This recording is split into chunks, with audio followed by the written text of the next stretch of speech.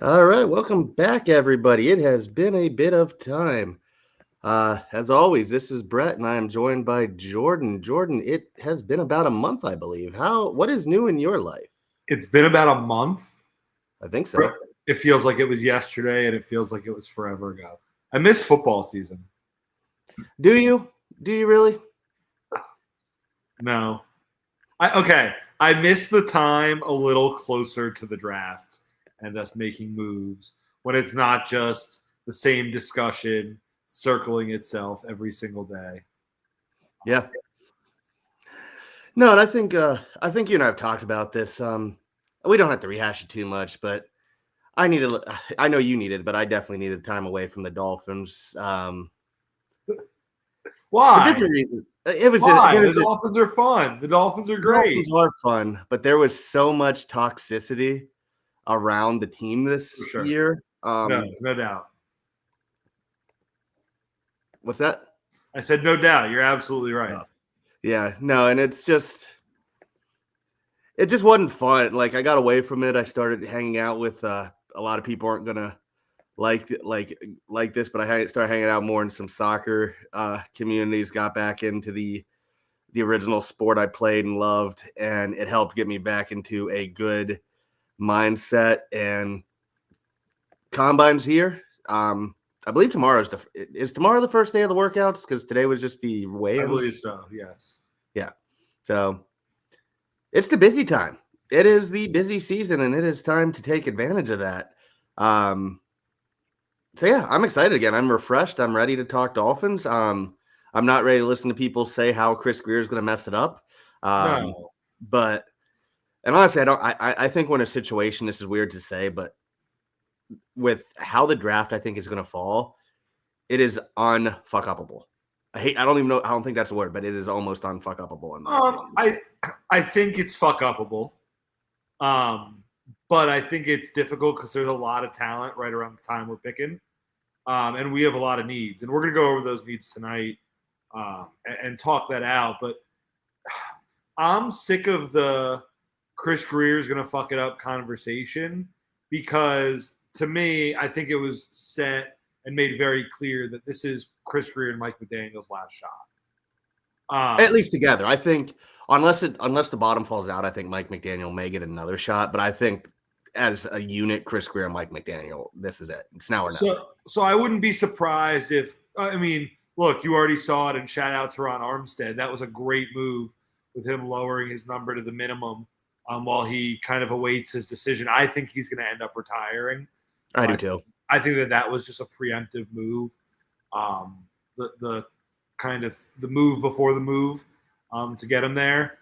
But I think that Chris Greer is going to use every single amount of pushing money to next year that the organization will allow him.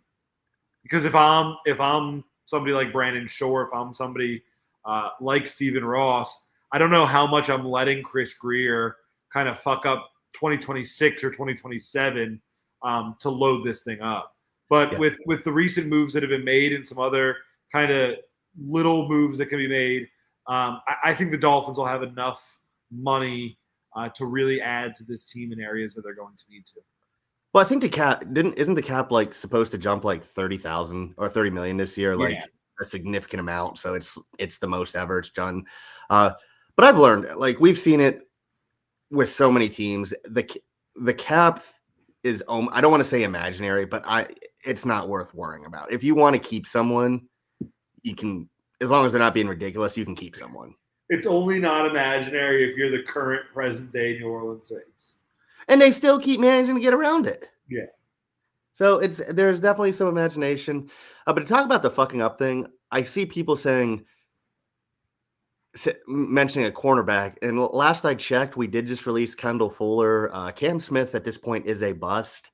Guys, cornerback is a need. So, yeah, and it's funny because when we talked about what we're going to talk about tonight, and we said we were going to go through a list of the Dolphins' needs and some players that might fit those positions and things of that nature. When I got down to the defensive backs list, corner and both safety positions, I wrote, and this is a spoiler for something I'm going to say later in the episode, but I wrote in bold capital letters all of them. Like everybody from the biggest, highest level people that are going to be available in free agency and the draft are kind of on the table for the Dolphins right now because they have a need all over the secondary. Yep. Yeah. And it's fine. I see people. Am I wrong in this? Because Mike McDaniel met with the media yesterday, and I saw a lot of people praising McDaniel for how he handled that press conference. Is it just me, or did him and Chris Greer say the exact same thing a month ago, and everybody was flipping out at them? Yeah, that's it's fine. I think I'm just saying this just to be kind of just be funny and give people a hard time. But I thought you and I said we thought they handled it well last year or last month, but it was a little too close to the heart from a very emotional season for everybody, because I think everybody in the Dolphins like online space is going to look at some of the stuff I'll say we, because we're all included, that we said to each other and kind of be not ashamed. That seemed a little too harsh, but definitely embarrassed of some of the stuff that was that we all put out last year. And I get it, because it was you and I said this before too. It wasn't just that it was trying because we were expecting so much more, but the team just came off as so unlikable. Yeah, and I think that's the biggest thing. Sometimes even being a Dolphins fan, you have a lot of bad teams. But there are a lot of teams we've had that were a lot worse than this team was this past year, that you just love watching those guys. And it was tough to even root for this team this year. And I hope that as we move forward, we bring back a culture of hard-nosed football. And that's kind of what the Miami Dolphins were back in the day, and it's where we need to go if we're going to be back in Super Bowl contention. Because you look at those teams, the Eagles, the Chiefs, teams that are at the front line of football right now, and those are very physical football teams.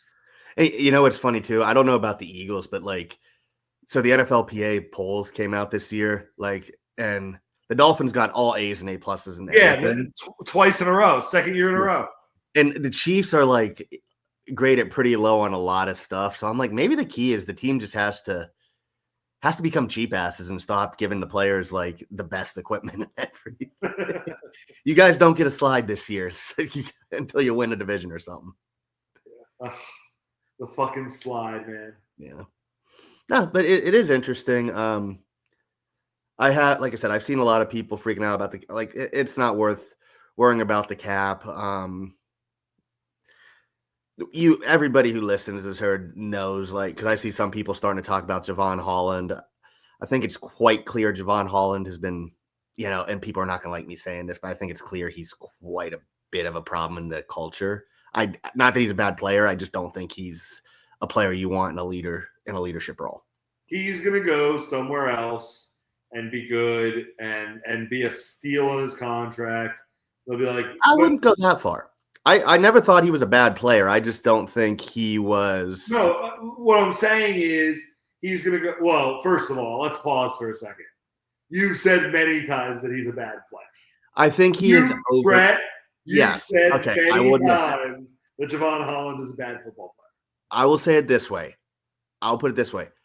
I think if you want to consider him a top 10 to 15 safety, that's fine. I'll agree with that. But we were acting like he was a top 5 to top 3 safety, and I do not agree with that. I agree. And I don't think he's going to outperform his contract. I think he will get paid like an elite safety, and you will get good numbers. Is that worth it? To some teams, maybe. Everybody's linking him to the Vikings because of Brian Flores. And if he is a good safety for them, that is great. But if we gave him that money and he was a good safety, that would be looked at as bad. I agree. So I think that he's going to sign with a team that has money to blow. I think if you look at the teams with the top dollars in free agency, the top couple will be talking to Javon Holland's agent.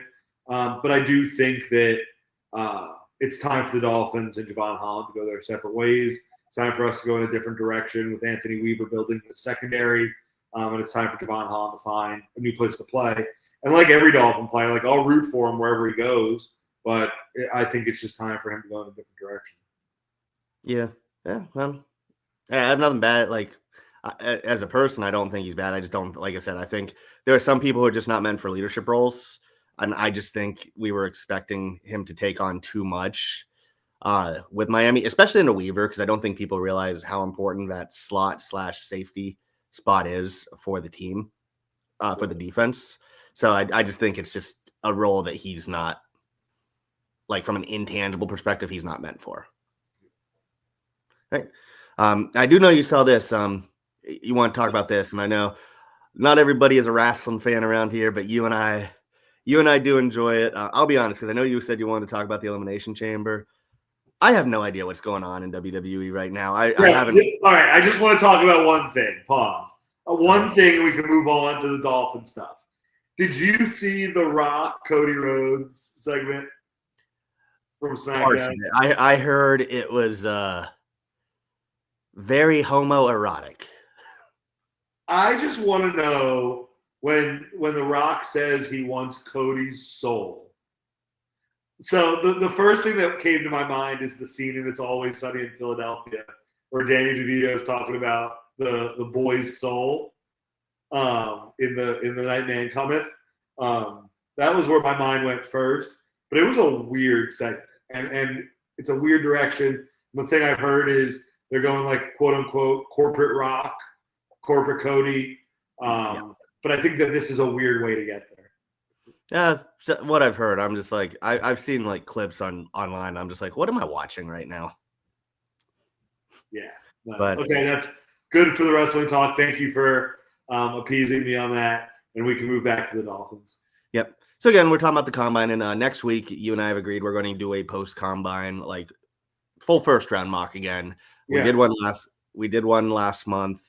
We're definitely going to. We want to do one every month.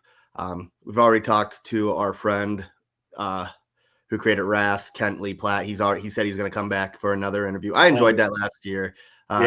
No, I'm sure everybody who listens has seen RAS. The other thing I'll point out is if you want to grow a mustache, definitely follow his regime.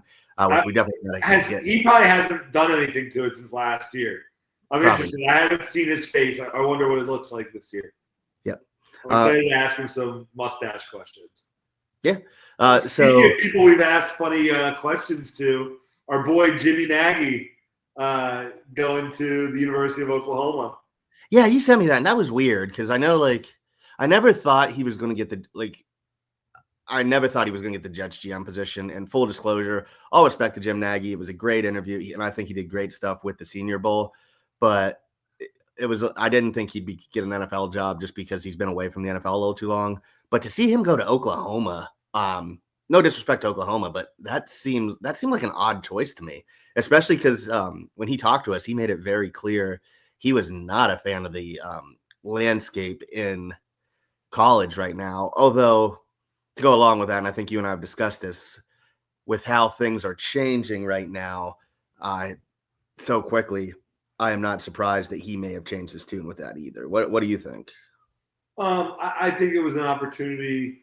I'm looking. I won't lie and pretend to know where he went to college. Where'd he go? Michigan. He was at least a Michigan fan. Okay. I'm pretty sure he went to Michigan. Yes. So, not everybody's like. I think that the GM position of college football is an interesting one. And if he's in a role similar to like a general manager in baseball, where you're identifying talent that's out there and helping, in a similar way that he's getting guys for the Senior Bowl, he's going to be getting guys from high school bowls and things of that nature, finding diamonds in the rough, transfer portal guys. I think he fits that role really well. It's just an interesting choice. It's especially, like you said, based off the conversation we had with Jim, it didn't seem like he was eager to jump into the NCAA at any time soon. Yep. And just for the listeners, just to give an idea of what a lot of colleges are doing, and just to give a recap, Jim Nagy was not a fan last year of the NIL, of the transfer portal. how you're constantly recruiting. He talked about how a lot of coaches want to get out of the college game. And this was September of last year, because this was before week 2. This was right before Texas, Michigan, right? Because we were talking about that. So that was week 2. Okay. And in that year, what a lot of teams are doing, and it's all kind of, Jordan, I don't know how much you've been following it. I'm assuming probably about as much as I have. But it's been a very quick transition to where now teams are establishing there's an NLI, there is a NIL director in the schools, or at least they have partnerships with with NIL companies to disclose or like offer deals. Now you're also going to the fact that there's now whole recruiting departments. So yes, the primary recruiters are still going to be coaches, but now you have analysts doing that mostly. And so basically, like you said, what Jim Nagy's going to be doing, he's going to be doing the political stuff. He's going to be going to the fundraisers, raising money, trying to find new NIL deals. He is going to be talking to coaches in college. So he's going to be doing all that stuff. So it's going to be a lot of work. And it's an interesting thing because everything he said he hated for the coaches, now that's freeing up the coaches to do what they want and coach. So it's going to be interesting to see how he does. I think it's kind of surprising because like Oklahoma's not a bad school. I don't want to say that, even though they've had a couple down years recently. But it is very interesting because it does feel like in the NIL scope, they're way behind. So I wonder if that's why they shelled out the money to get him. Yeah, I think that every school of that kind of category, like in Oklahoma, especially in the SEC, needs that because that's such an integral part of growing a program now is being able to get out there more so than ever. And the amount of money that's behind it, it needs to be run like its own company. Oh, yeah. And I'll even say this too. And there's articles that have come out like 24/7 and 3-on-3. Probably the 2 best recruiting sites now, if you follow college sports. They've talked about in 1 year, Michigan has gone from one of the worst NIL programs under Jim Harbaugh to now. This is weird to say it because of how great Harbaugh is as a coach. To Sharon Moore has the Michigan Wolverines as a standard for NIL, they said. And this is from like 3-on-3. So it's interesting to say. All right, Brett, pause. I want to pause for 1 second. I am sitting on the floor, so he doesn't get his chair back. Because I saw the chair in the background, and I wasn't going to say anything. And then Mr. S, or I'm sorry, Carbon Dinosaur, I mean. What, the couch? No, I think he's talking about the chair over your other shoulder. Is that a chair back there, all the way in the back of the room? Oh, the gaming chair. I see a gaming chair, and I see it looks like flowers or something on the side. Am I looking at that wrong?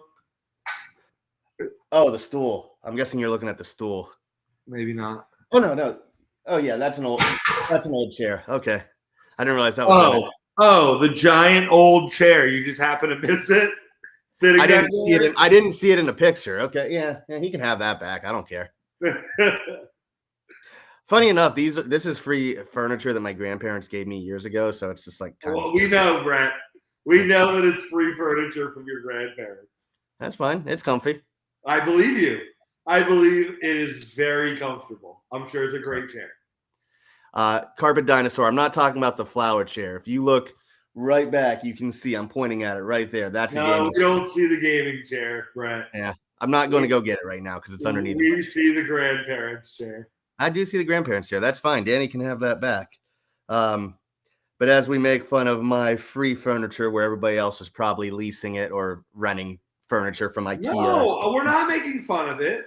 You might not be. That it's comfortable. We're siding with you. Yeah. But anyway, back to the combine, you jerks. So before we get into Dolphin stuff, what storylines are you looking at the combine? Because honestly, I'll be honest, a lot of the people I was excited to see work out and see how they do are not working out. They are just doing the interview process. I know he's making fun of it. You know what? Go Cardiff. I don't know. The combine is always, to me, I just want to see who runs the fastest. I want to see kind of the guys that are weak on the bench press. I want to see the guys that underwhelm. As far as the drills, I mean, some guys are going to have their best day. Some guys are going to have their worst day. And the things that really matter, like the meetings, I think that those are what the teams get the most out of, probably. Meeting with the guys, and we won't see that. So I'm interested to see, especially from a Dolphins standpoint. Mike McDaniel made it clear we're going to target offensive linemen. I saw. Well, that was in the draft. That was not just necessarily a draft, too. That was free agency. Yeah, and we're going to talk about that a little later because I do think that we're going to go the free agency route when it comes to the offensive line. But I'm interested to see who the Dolphins have formal meetings with, and specifically what trends you can take from the guys they meet. Yeah. Well, if you want to believe ML football, which is hit or miss, the Dolphins did apparently meet with Ty Warren today, who I know is one of a lot of people's favorites so far. To go along with it, yes, the on-field drills will be important for the OL, as Mr. S says. Something I'm looking forward to, I don't know if you saw, but Kenneth Grant said he is aiming to run a 4.85 40. Oh, we might take him at 13 if he does that. Dude, if he does that, he's going top 10. Could 2 Michigan defensive tackles go top 10? Do I think so? No, but is there a possibility? Sure. I don't. He says he's down to 330 and he played at 345. But if he runs below a 4.85, he's gonna shoot up boards. It's like you should not be that big and that athletic. So that's something I'm looking forward to. I'm curious to see if this doesn't affect us directly, but if some of the online hype towards Jackson Dart is even half true, that changes a lot of the board for us as well. I think because quarterbacks are going to get pushed up. Yeah, I think if you are in a position where a third quarterback is going in the top 7, that's really good for us. If you get to a position where even a fourth quarterback can be pushed up, I don't necessarily see a guy like Jalen Milroe going that high. But hell, if he runs really fast and has a great day, who knows? The Raiders have done stupider. But it's going to be interesting. I think that Cam Ward, no matter what, is going to go number 1. That's just I think my thinking at this point. Yeah. I think I'll say this, as I think I lost Jordan. No, you're back. Harold Landry was just told they just allowed Harold Landry to seek a trade, which may mean Abdul Carter might be locked in at 1. I think that there's a chance if they're going to take Abdul Carter that they trade down to 3. Yeah.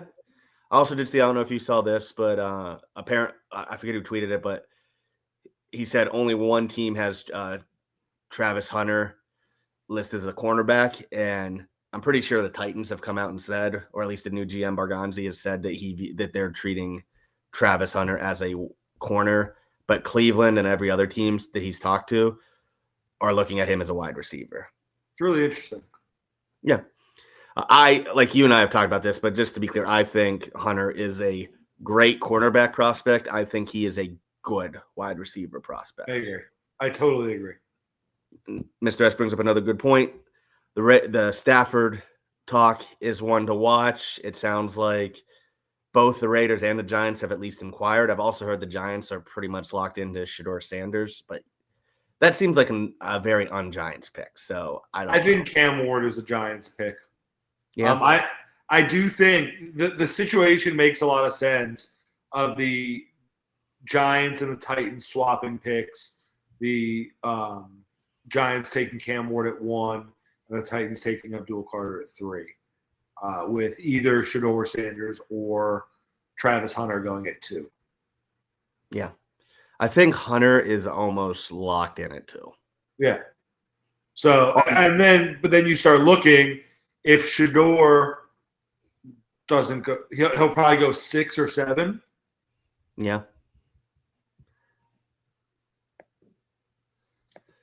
Yeah, it's a good choice. Abdul Carter, look, I think everybody can agree Abdul Carter is the best player in this draft. Pre-combine. It's He's just not a working question out. of how does the team, whoever's picking at one, whether it's the Titans, the Giants, end up getting there. It's the only question is how much do they value a quarterback. That's the other thing with the Jackson Dart, because do the Titans entertain the idea of taking Carter and then trading back in? I don't see them taking Milroe. They've already been down that route twice in the second round. If the Jackson Dart hype is real, I don't think the Titans will have a chance to get him moving back up unless they make a trade down to 3 or to 4 and go down and make a move that way. Yeah. So to go along with that is we want to talk Dolphin specific, and we can kind of Mr. S does have a mock draft. I'm going to pull this up, so let me share my screen. I don't know if you saw, if it lets me share. Hold on. Brett's sharing. What's he going to share? So which of these do you prefer from Mr. S? He did 2 mock drafts. This is the first one. Ooh.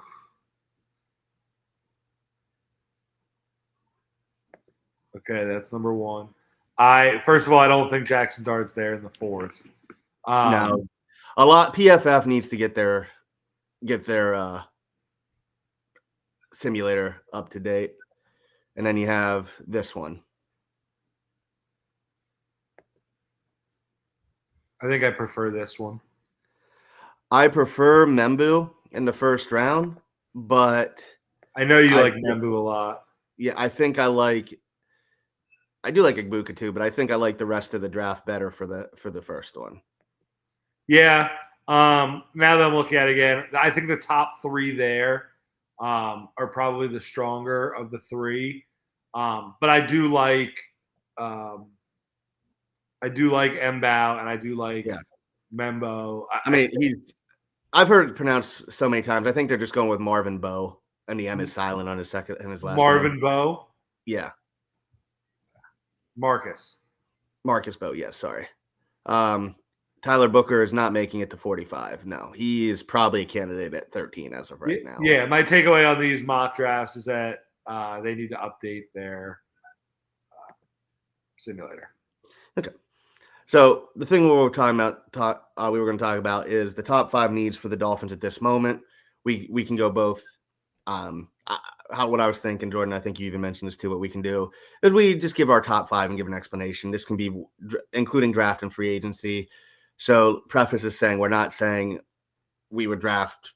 If we say a position, we are not saying that we would draft that position in the first round. It is saying that these are the most high priority of our needs that need to be addressed in some way, shape, or form. So how do you want to go from 1 to 5 or 5 to 1? We can go from. Let's go from 5 to 1. Yeah, let's go 5 to 1. Okay.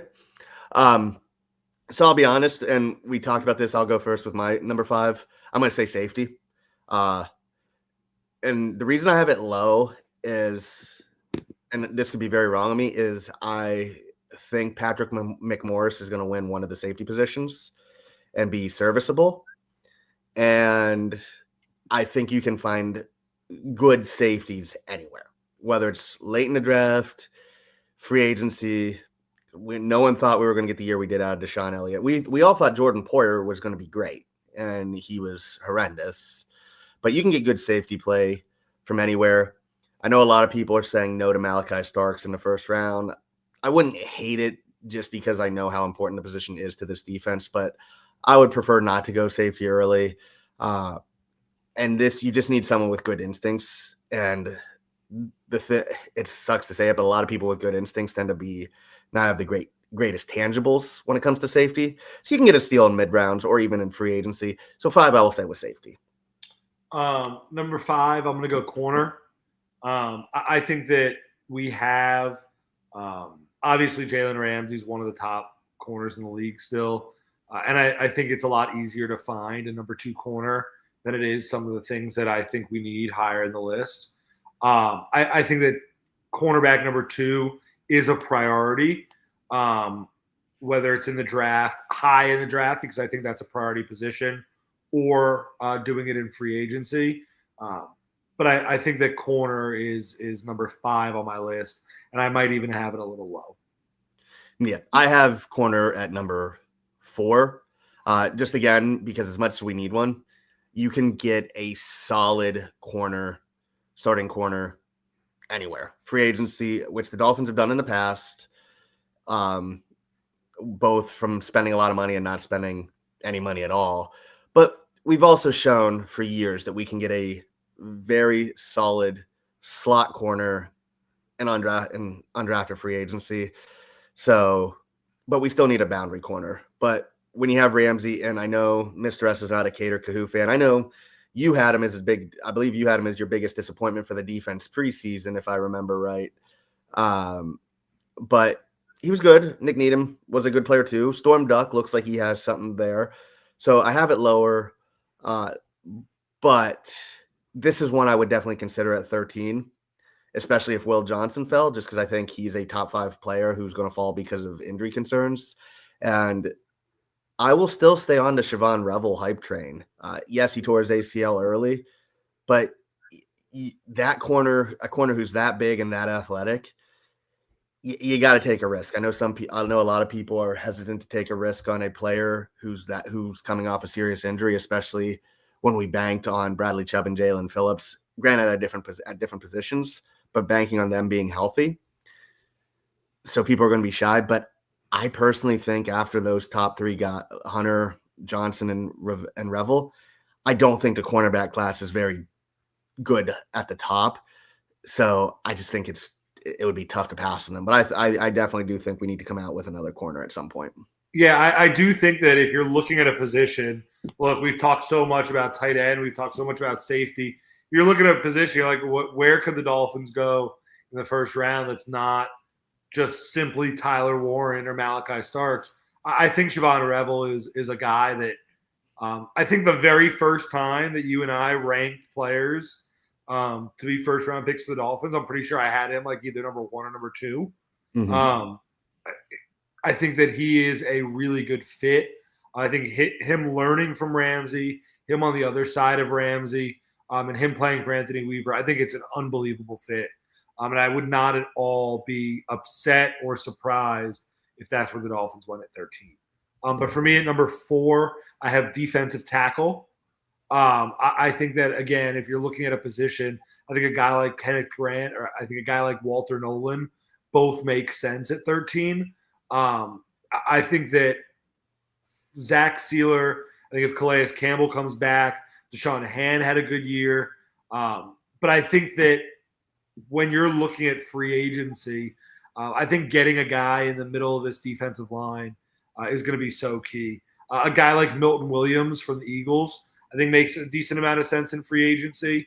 I think Leaky Fotu, who we talked about last year as like a bargain type guy, he played for the Jets. And then I think a guy like Kevin Givens, who played for the 49ers last year, I think all of them make sense as cheaper guys that can make sense in free agency. And then we could, around draft time, possibly use that 13th pick on a guy like that. But defensive tackle is my number 4 position of need. Yeah. So number 3 for me is going to be a little surprising because I want to address this early. But I think number 3 is tight end. The reason I have number 3 at number 3, and this is kind of cheating, but I think the fact that you have Jonnu having the best year of his career makes you want to wait on it, or you can make an argument to wait on it. Now, granted, Tyler Warren should be one of the choices, and we talked about so much. I think within the first 10 minutes of every podcast this year, we've said Durham Smythe sucks, Julian Hill sucks. Smythe is gone. I think the best way to describe it is I think while we can get an upgrade, and there are a lot of good upgrades in this draft, I honestly think you can. It's again one of those things where you want someone who's an upgrade at blocking to Durham Smythe and Julian Hill, first and foremost. And while there are those guys in the draft, I think because those are the primary thing we're looking for, you can prioritize other positions both in the draft and in free agency and go cheaper. That being said, I do, whether it's Ty Warren, Colston Loveland, I know a lot of people aren't a fan of him, but Harold Fannin, Mason Taylor, there are enough out there that I still think you can get a good tight end. I haven't looked at the tight end free agency class, but again, since we're looking for guys to be blockers, since Jonnu's going to be the receiver, that's the only reason I have it at 3. If we did not have Jonnu Smith, this would probably be my number 1. I would move it up 2 spots, but that's why I have them at 3, tight end at 3. Yeah, it's funny. I don't know if you saw the second you said that, I got a big smile on my face. I also have tight end at 3, for a lot of the same reasons. And I moved down on my list because I today looked at the free agency class. I'm at tight end, and here are the guys that made sense to me for the Dolphins: Mercedes Lewis, Chris Manhertz, Pharaoh Brown, C.J. Uzoma, Johnny Munt, Ian Thomas, and Mr. S's favorite, Tommy Tremble. Like, those are the guys. Those are all tight end 3s. And one of those guys will replace Durham Smythe. Durham Smythe is another one of those guys. He's just the one we're getting rid of. And I think the other thing go ahead. Not to interrupt you, Jordan, I apologize, but again, I think it's worth pointing out. We just need someone to be better than Durham Smythe. That is not hard. Yes. But we also used 3 tight ends a lot last year. Yes. In game. So while I do see one of those guys, again, Mercedes Lewis, Chris Manhertz, Pharaoh Brown, C.J. Uzoma, Johnny Munt, Ian Thomas, and Tommy Tremble, while I see one of those guys being on our roster, I also see us, and you named 1, 2, 3, 4 of these guys, but I expect one of Tyler Warren, Colston Loveland, Harold Fannin, Luke Lachey, Gunnar Helm, Elijah Arroyo, Mason Taylor, and Terrence Ferguson.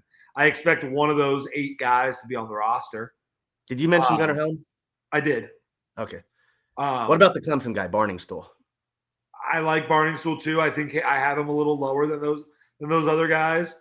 But yeah, I think that there are a number of guys, especially as we get closer to the draft. I know you and I every year, there are a couple tight ends that we find like dug down there in the rankings that right before the draft, we're like, oh, I need that guy. So here's the thing, good old CD.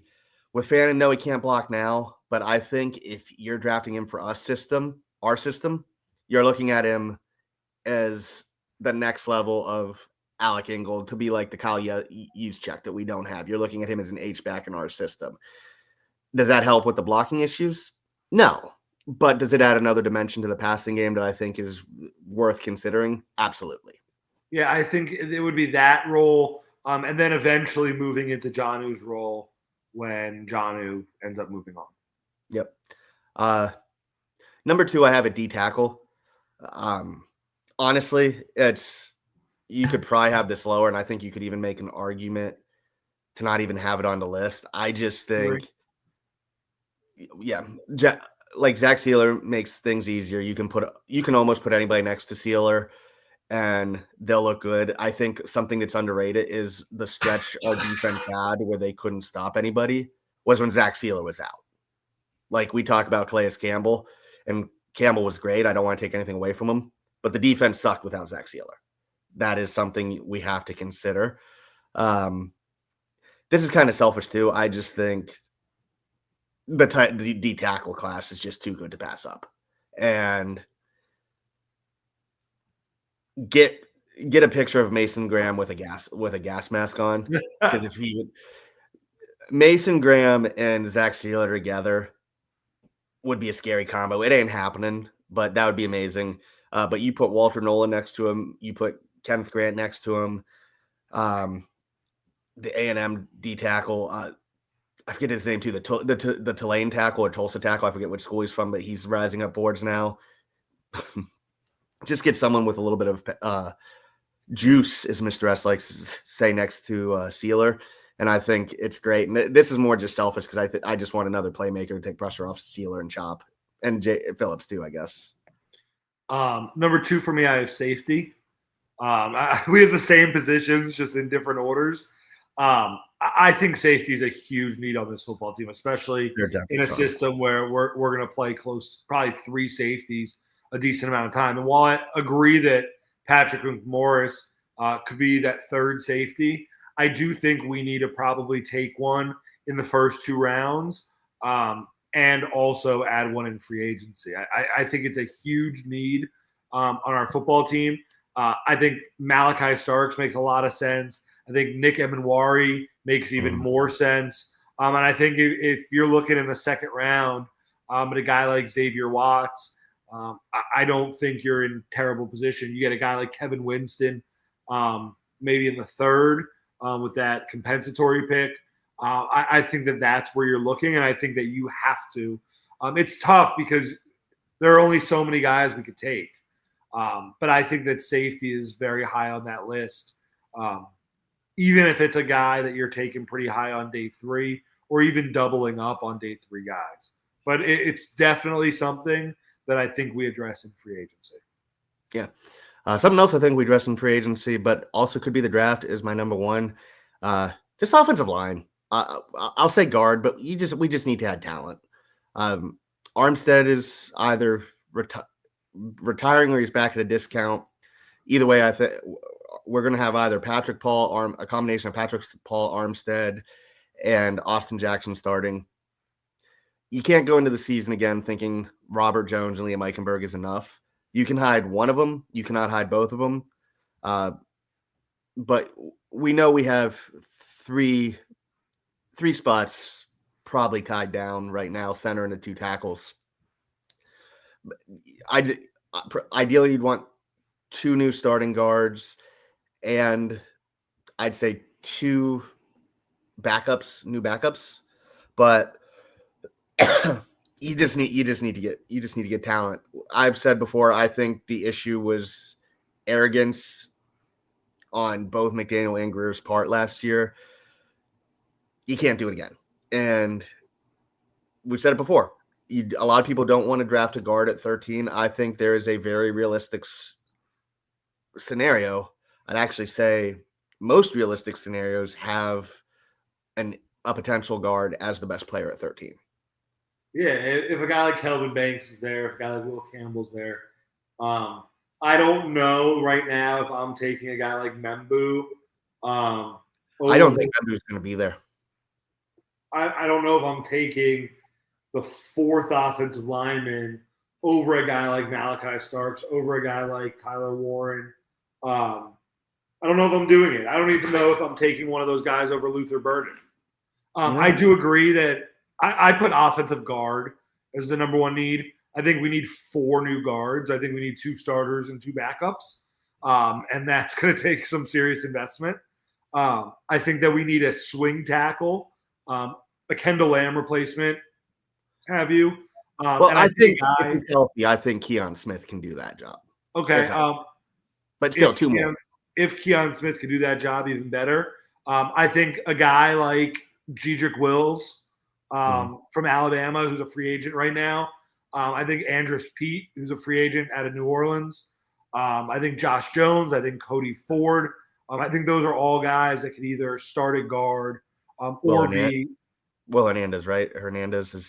Will Hernandez is out there as well. But if you're looking, those were the swing tackle guys. If you're looking specifically at guard, guys like Brandon Sheriff, guys like James Daniels, Will Hernandez, Mekhi Becton, Aaron Banks, and Patrick McCarry. I think that when you look at the money we're going to spend in free agency, I think the highest dollar amount that we're going to spend on a single player is going to be an offensive guard. Okay. Yeah. Now, I noticed neither of us put backup quarterback in the top 5. I'll say this. I just think – I don't know if I want to say Tyler Huntley is the guy. I think you give him a full offseason. Him as the baseline as a backup quarterback is a lot better than Skylar Thompson. Again, I just think we're looking at you got to be better than Skylar. I think you got to have 3. Yeah, I agree. And I think this is one that I don't. I know a lot of people aren't going to like this, but if you're going to do it in the draft, it has to be round 4 Yeah, because you I can't. like a guy. I like Kyle McCord. I like Curtis Rourke. I think both would be fine backup options to sit behind Tua and Huntley. Yeah, it's tough though because it's like people point at Brock Purdy being Mr. Irrelevant in the same draft we took Skylar Thompson. Anybody who watched Brock Purdy in college did not see him becoming what he was. Correct. Granted, everybody who watched Skylar Thompson surprised me that he even made the team as a rookie because that was an undraftable player. Yep. So I'm not going to use that as an excuse, but you can't just keep taking 7th round picks and expecting them to develop.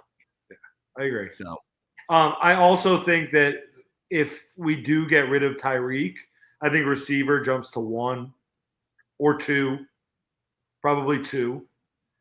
I also do think that there's a chance that this team adds a receiver at some point.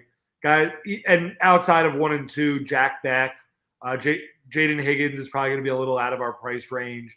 A guy like Nick Nash, Rock Taylor from Memphis. You look at some bigger receivers kind of in those middle rounds there. I think that that's an area, 3rd, 4th round, that you could see us use a pick on a receiver.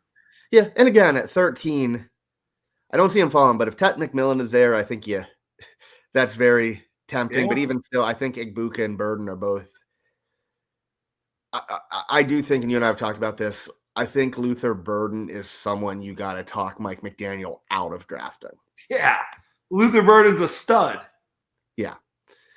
Everything that people talked about Xavier Worthy, I think that's what Luther Burden actually is. But the thing is, not the speed, but in terms of receiver. With the receiver position, 13 is such a prime spot that I think there's going to be enough talent at receiver at the spot in round 2 that you got to take one of those guys at one of those other positions. The safety drop off after Emanwari and Starks falls off a lot. The cornerback window after Revel falls off. I mean, I like Johnny Barron, but I think he's still a step decently lower. And after him, to me, it really falls off. I think defensive tackle, there's definitely an upper kind of tier that we don't want to miss. And depending on what we do at offensive line in free agency, there might be a heavy need there. Do you think a guy like Gray Zabel will be available in round 2? I'm not sure. So not when we're drafting. So I think right now the question is Gray Zabel going to be a 1st round pick? That's crazy. And those guys are flying up. And so you have to kind of look at 13 and not only think, what am I getting at 13, but who am I going to miss out on? And what teardrops am I going to miss out on? Because this is a draft that Chris Greer needs a balanced draft with guys that contribute from all parts of the draft. I've seen multiple draft experts who are in mobile not mobile. They're in Indianapolis right now. Say there may not be a lot of studs right away, but you should absolutely expect getting 3 to 4 starters in this draft. Yeah. So it's a very deep. It is a very deep draft. That's why in Discord on X, on message boards, I've told Dolphin fans, I was like, look, it is tough, and we tweeted this out. Your top 5 right now at 13. Right now, I am probably at double-digit guys, and not even including people that could fall, that if we took a 13 at this point, I'm like, yeah, I can see it, and I'd be fine with it. That's just how deep it is. So I think ideally now, pre-combine at least, the ideal situation would be trade down. Get more good. And that's what I was about to ask you. Do you move down to, let's say, 17 or 18 and still get kind of a guy that you like?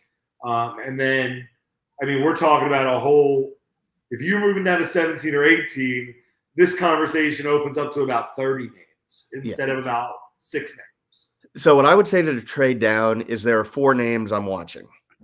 Mason Graham, Will Johnson, Tyler Warren, and Tet McMillan, to see kind of Well, no, I'll add I'll add a fifth. I'll say offensive line. So whether you like Will Campbell, Calvin Banks, Armand Membu, we'll say those. So we'll say those are the guys, if you're a Dolphins fan, you're looking at.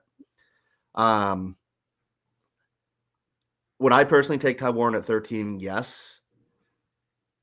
Could I see us trading down if Ty Warren's at 13? Also, yes. Could I see us trading down if Mason Graham is there at 13? No. No. Right.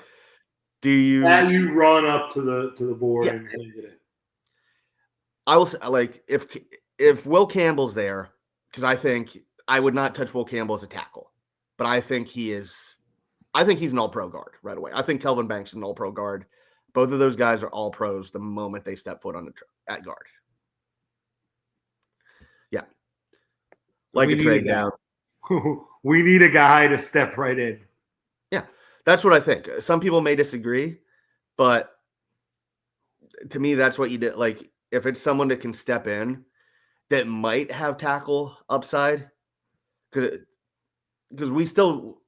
Patrick Paul showed potential last year, and limited reps. But if you can, I think people would feel better if you're like, okay, we have a Kelvin Banks or Will Campbell, who we are very comfortable at guard, but we know we can throw them out at tackle if we need to. People feel a lot more comfortable about that. So those are the guys I think you look at, and there's always going to be one person that falls. I think. Could it be Will Johnson? It could be. Like, personally, if you talk to anybody who follows Michigan, they think he made a business decision this year. But on the official injury report, he missed most of the season with a toe injury, and they insist that it was serious. And there is word that people want to know his medical, because you don't miss that much time for a toe injury. So, but he's half of his interception in his career are pick sixes, and they're not like gimme pick sixes. So that is someone that I think you look at and say, yeah, especially depending on the quarterbacks. Because look, the Giants and the Raiders, I think, are taking quarterback no matter what. I think the question becomes what the Titans do.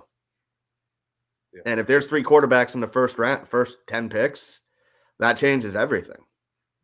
I also wouldn't be totally surprised if there's a guy like a Mason Graham, like a Will Johnson, if we don't move up to 8 or 9 and snag one of those guys. Well, and the other thing to think of too is what's the other position that always gets pushed up? Edge. Yeah. Mike Green just killed at the combine, and from all accounts, he's been very transparent about his. For those who don't know, he was accused of sexual assault in high school. He's been very transparent about that. And apparently he has passed the character test in a lot of people's eyes. I think he gets pushed way up. I think he's a top 10. I think he gets top 10. So he's going to get pushed up. That'll move people down.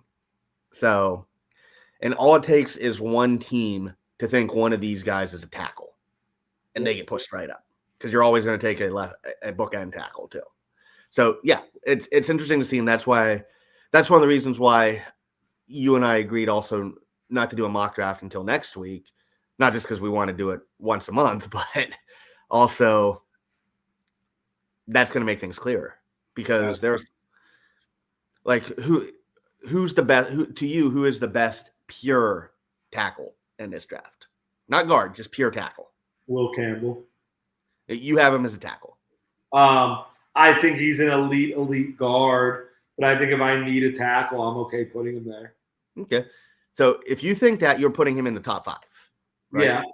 If I need an offensive lineman and I'm up there, that's still to this day who I'm taking. Okay. Is there anybody else that you would say you feel comfortable taking a top 10 pick on right now that's an offensive lineman? I don't think so. Kelvin Banks is close, but probably not.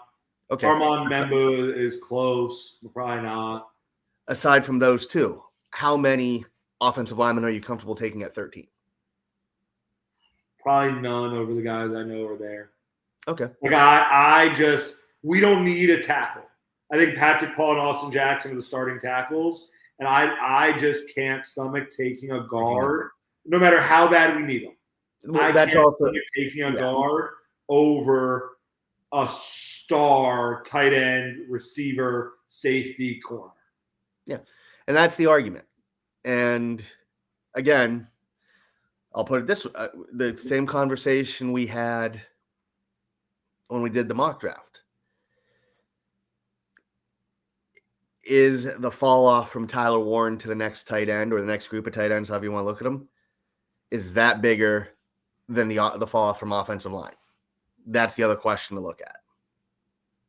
I think, I mean, how high does a guy like Tyler Booker go? I think his floor is 25. I mean, so do you, in round 2, you're probably sitting with what? Tate Rutledge, the Georgia guard? Is that really what you're looking at in the second round there? I think he might have to reach on some of the small school. The Williams and Mary kid, maybe. So if you're having that conversation, if you're trading down, then yeah. If you're staying at 13 is just a premier pick. I personally would rather sign 2 guards. I would too. And we saw it firsthand. The NFL does not want to draft interior offensive linemen early, but they do want to sign them to big deals. I also think if we sign at least one good starter, you can gamble on the other guard. I would rather not.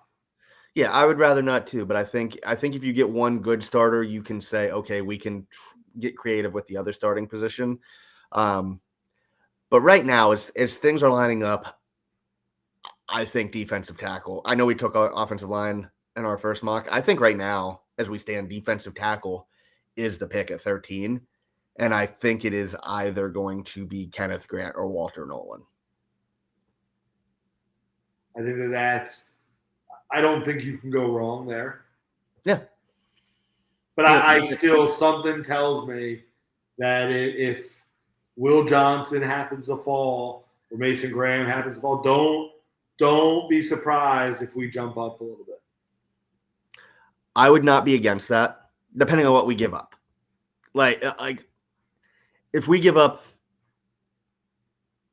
a second next year and then a second this year, are you fine with that? It's a lot. But are you fine with it? If that's the case, you know what I'd rather do? I'd rather stay at 13, draft Starks or Warren or whatever, and then use 45, and it would be cheaper to move up from there to get one of the back-end offensive linemen at the end of the first. Well, what if it took number 13 in a second round next year? I don't think that's enough, but if it did, hypothetically. I would do that. And one of our 2 fourths. I mean, honestly, we'd probably have to give up next year's first. Maybe. I think picks have been a little cheaper to move up. Let's say from like a 13 to a 9 in recent years. Mr. S, real quick, if you're listening, get us the value chart of what it would take to move up to like 8. So, I mean, get that. But if you can, if not. It's definitely something to consider. Yeah, it's something to consider. And I think that those are really the only 2 players you do it for. No, I'd agree. Is if you think you can get a Mason Graham. I'm usually not trading up. Yeah. But if it's a situation where it's not that much value, not that much negative value to do it, I wouldn't be against it. Yeah. Yeah, no, Mr. S, to be clear, it's not to move up. It's literally for one of 2 players. All right. So let me see here. Let me see if I can get this. Brett's second time trying to share tonight. No, I'm not sharing anything yet. So the value points, I don't really understand the chart, but it has like just an example. The value for Carolina is at 1,400. That's at 8. So we would have to, that's even still a little. So we'd have to give up 13 and third. It looks like. I don't know. Not bad at all. Yeah, 13 and third would be close. Still be a little under, but that in theory would get you up. He says a second rounder to 8. That might be a little rich, but if it's just one pick, if it's 13 and the second rounder, I'd consider it only for an elite player. Yeah, but I think from looking at that, I think you're better off waiting, getting your guy at 13 or even moving down a little bit and picking up more future assets. Yep. Having another toy to play with in the third is not a bad thing. Yep. Nope. I agree with that too. So yeah, it's basically just that the value works out and someone's there. But I also kind of agree with something you said when we started that I don't think Stephen Ross is going to let Chris Greer do whatever he wants either. Take best OL at 13 is definitely in the cards. It is definitely in the cards. It just becomes whether you want to do guard. I will also say this. I don't want to be in a position like we were when we drafted Jawan James, where you have to take offensive line in the first round. I agree. I want to be able to have the option to do something else. I don't want to be forced into it. So as we get to past the hour mark, what else would you like to discuss? And Mr. S, we did talk about this. Yes, and guards get $100 million now, but that's when they are proven. They do not. NFL teams do not put top draft assets into guards. Would I draft a guard early? Yes, but a lot of teams will not do that. So that's the argument. Yeah, I agree. But I think as we're coming up on the hour here, I think next week's exciting because post-combine, it's going to be interesting to see how much different our mock is going to look than last time. I can already tell it's going to be a lot different. Yeah, so we'll see when we get there. But I think for now, it's enjoy a little more off season. You can watch a little more soccer, and hey, we'll see what happens in a week. Yep. All right, everybody. Thank you for joining us. We will be back next week, and draft season is upon us, so there will be a lot more content coming out. So thanks for joining Jordan and myself. We will see y'all. I'd say same time, same channel next week, but I don't know if it'll be the same time. But we'll figure that out. We'll figure it out. All right. Later, everybody. See you guys.